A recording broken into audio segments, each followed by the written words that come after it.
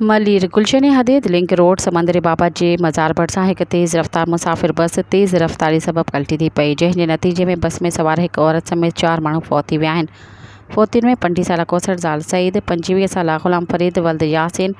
59 साला अब्दुल गफ़ूर वल्द मोहम्मद इस्माइल ऐं 30 साला ग़ुलाम सरवर वल्द मोहम्मद अली फ़ौत थी विया। जॾहिं त बस में सवार 14 मुसाफ़िर, जिन में 5 साला मासूम ॿारड़ी मिसबाह धीअ वहीद अली, 5 साला अवेज़ वल्द वहीद अली, 28 साला अब्दुल गनी, 37 साला मोहम्मद अफ़ज़ल वल्द मोहम्मद अशरफ, 45 साला ज़मीर हुसैन वल्द रज़ाक मल्ला ऐं 32 साला सिंघार अली वल्द कलरी, 28 साला काशिफ़ ख़ान वल्द नासिर ख़ान, 19 साला काशिफ़, 30 साला ग़ुलाम सरवर, 25 साला नवाज़ अली वल्द मोहम्मद अली, बस कंडक्टर